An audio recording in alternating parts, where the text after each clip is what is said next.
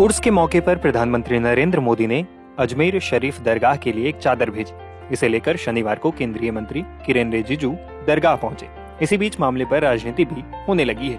AIMIM के मुखिया असदुद्दीन ओवैसी ने पीएम मोदी पर निशाना साधा है। उन्होंने कहा कि एक तरफ तो पीएम दरगाह के लिए चादर भेज रहे हैं, तो वो दूसरी तरफ खुदाई करा रहे हैं। ये प्रधानमंत्री जो चादर भिजाए हैं, किसी शायर ने अच्छा कहा प्रधानमंत्री के बारे में, क्या कहा, इसने हमारे जख्म का कुछ यूं किया इलाज, इसने हमारे जख्म का कुछ यूं किया इलाज, मरहम भी गर लगाया तो कांटों की नोक से। तो ये जो पूरे देश में बीजेपी संघ परिवार की तरफ से हर उनका ऑर्गेनाइजेशन कोर्ट को जा रहा है कि यहां पर खुदाई हो, यहां पर खुदाई हो, ये मस्जिद नहीं है, ये दरगाह नहीं है, ये खबरस्तान नहीं है। तो प्रधानमंत्री अगर चाहते हैं तो ये तमाम चीजों पर रोक लग जाएगा। और दूसरी अहम बात यह है कि पिछले 10 साल से बीजेपी की सरकार है, नरेंद्र मोदी प्रधानमंत्री है। प्लेसेस ऑफ वर्शिप एक्ट जो पार्लियामेंट में पास हुआ और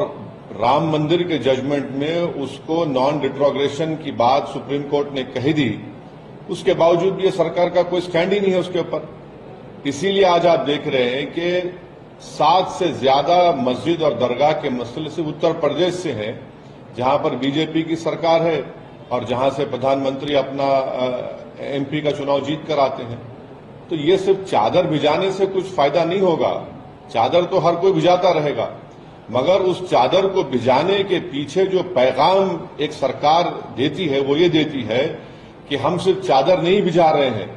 हम उस समुदाय को, उस देश की जनता को जो इन तमाम चीजों पर आस्था रखती है, दरगाह मस्जिद में, उसको हम दरगाह और मस्जिद मानते हैं। आप चादर तो भिजा रहे हैं, मगर आप ही के चाहने वाले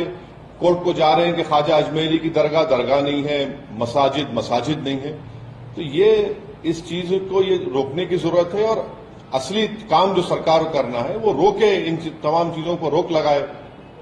कि क्या ये क्यों कर रहे हैं लोग सब जाकर तमाशा ये। वहीं केंद्रीय अल्पसंख्यक मामलों के मंत्री किरेन रिजिजू ने शनिवार को सूफी संत ख्वाजा मोइनुद्दीन चिश्ती के उर्स पर अजमेर दरगाह पर प्रधानमंत्री नरेंद्र मोदी की भेजी गई चादर पेश की। इस दौरान उन्होंने मीडिया से भी बातचीत की।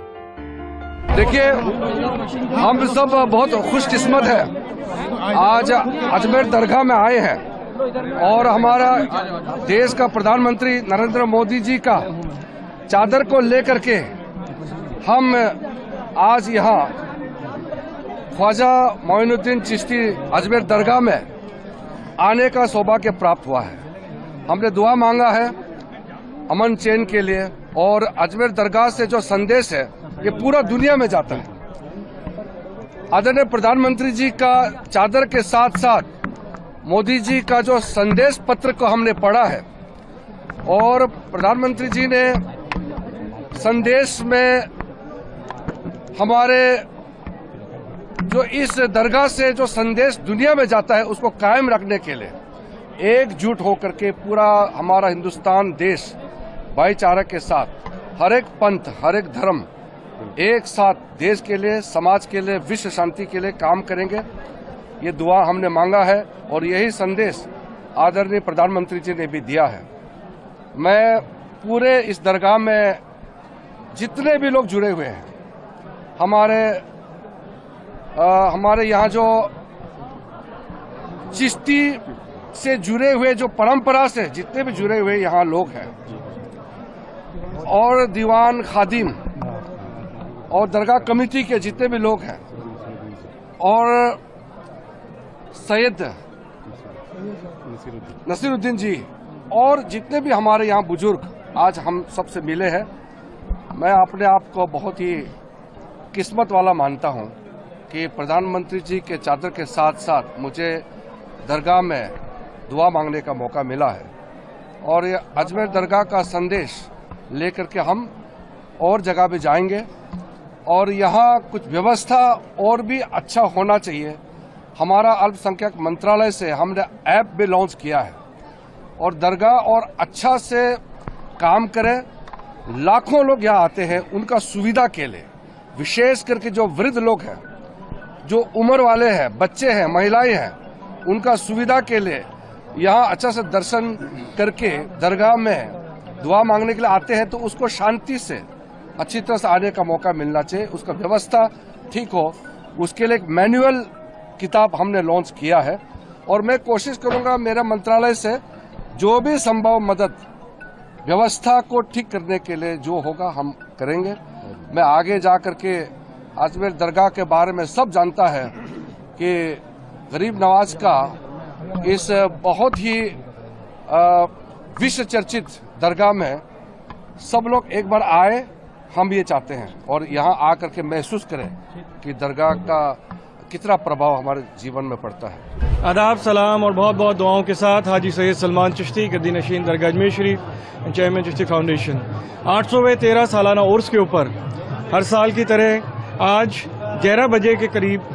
आदरणीय प्रधानमंत्री जी की तरफ से जो चादर और संदेश भेजा जाता है पिछले 10 सालों से, और ये 11वां साल है, और जिस तरीके से 1947 से एक रिवायत रही है कि देश के जो भी प्रधानमंत्री रहते हैं उनकी तरफ से चादर भेजी जाती है, तो आज मेन निज़ाम गेट की तरफ से ये चादर दरबार में लेके आई जाएगी। आदरणीय मंत्री श्री किरण रिजिजू जी साहब और जमाल सिद्दीकी साहब के साथ ये चादर दरगाह शरीफ के अंदर आएगी और यहाँ पे तमाम खुदाम ख्वाजा गरीब नवाज की जानिब से ये चादर पेश की जाती है। और यहाँ पे ये रिवायत रही है कि जो भी देश की अमन, एकता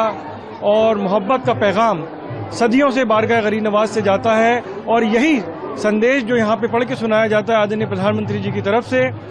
वो संदेश में भारत की आध्यात्मिक धरोहर और अजमेर शरीफ से जो आस्था दुनिया में उनके मानने वालों, दरबार से जुड़े हुए लोगों के लिए जो संदेश आता है, ये बहुत ही बड़ा एक संदेश है आज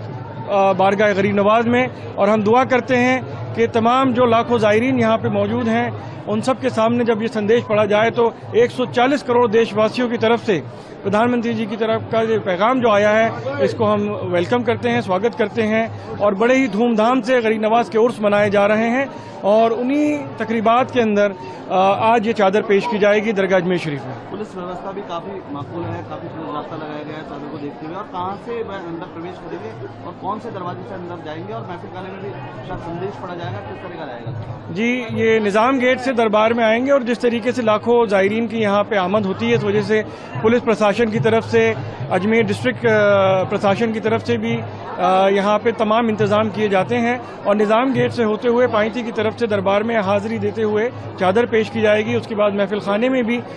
जो संदेश पढ़ा जाएगा या बुलंद दरवाजे पे जो भी यहाँ पे निज़ाम है उसके तहत यहाँ पे ये संदेश दिया जाएगा। और उसके साथ साथ उर्स मुबारक की तमाम तकरीबात